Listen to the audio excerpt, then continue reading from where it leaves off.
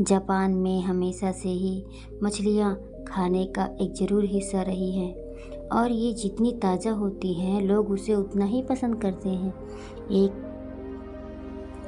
लेकिन जापान के तटों के आसपास इतनी मछलियाँ नहीं होती हैं उनसे लोगों की डिमांड पूरी की जा सके,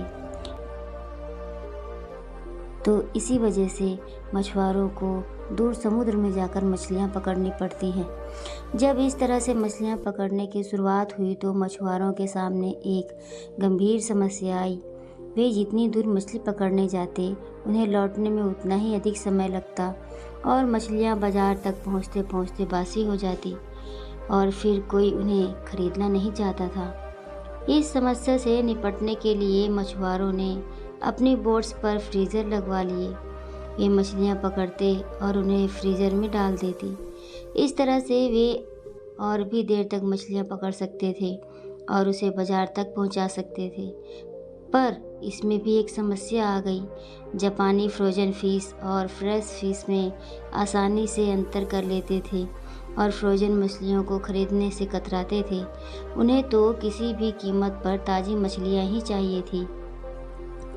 एक बार फिर मछुआरों ने इस समस्या से निपटने की सोची और इस बार एक शानदार तरीका निकाला।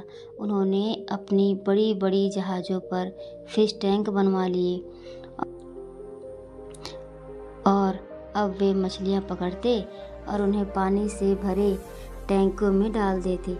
टैंक में डालने के बाद कुछ देर तो मछलियाँ इधर उधर भागती, पर जगह कम होने के कारण वे जल्द ही एक जगह स्थिर हो जाती और जब ये मछलियाँ बाजार तक पहुँचती तो भले ही वे सांस ले रही होती थी, लेकिन उनमें वो बात नहीं होती थी जो आज़ाद मछली घूम रही ताज़ी मछलियों में होती है और जापानी चख कर इन मछलियों में भी अंतर कर लेते थे।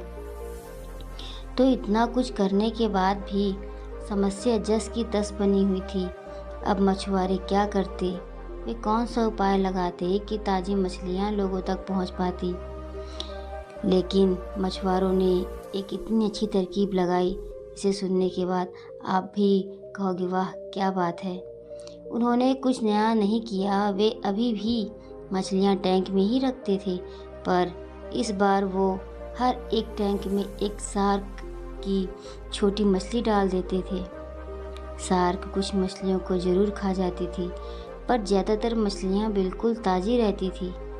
ऐसा क्यों होता था जानते हैं? क्योंकि शार्क बाकी मछलियों के लिए एक चैलेंज की तरह था। उसकी मौजूदगी बाकी मछलियों को हमेशा चौकन्ना रखती और अपनी जान बचाने के लिए वे हमेशा अलर्ट रहती। इसीलिए कई दिनों तक टैंक में रहने के बावजूद भी उनमें स्फूर्ति और ताज़ापन बना रहता। मेरे प्यारे दोस्तों, आज बहुत से लोगों की ज़िंदगी टैंक में पड़ी उन मछलियों की तरह जिन्हें जगाने के लिए किसी शार्क की ज़रूरत है, लेकिन वो उसकी ज़िंदगी में मौजूद नहीं है।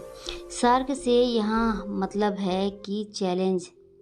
और अगर अनफॉर्चुनेटली आपके साथ भी ऐसा ही होता है तो आपको भी अपने लाइफ में नए चैलेंजेस एक्सेप्ट करने होंगे।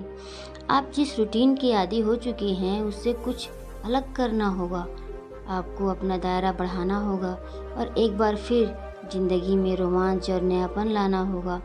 नहीं तो बासी मछलियों की तरह ही आपका भी मोल कम हो जाएगा और लोग आपसे मिलने जुलने की बजाय नज़र बचाते फिरेंगे। और दूसरी तरफ अगर आपकी लाइफ में चैलेंजेस और बाधाएं हैं तो उन्हें कोसते मत रहिए। कहीं ना कहीं ये आपको फ्रेश एंड लवली बनाए रखने का काम करती हैं। इन्हें एक्सेप्ट करिए, इन्हें ओवरकम कीजिए और अपना तेज बनाए रखिए और लोगों के बीच उसी तरह से दिलचस्प बने रहिए। दोस्तों, अगर आपको ये कहानी अच्छी लगी हो तो मेरे चैनल को सब्सक्राइब जरूर कर लेना और बेल आइकन को प्रेस कर देना। अगर आप बेल आइकन को प्रेस करते हैं तो मेरे आगे आने वाले वीडियोस के नोटिफिकेशन आपको मिलते रहेंगे। Thank you so much for watching my dear friends. Be happy and take care yourself. Thank you so much.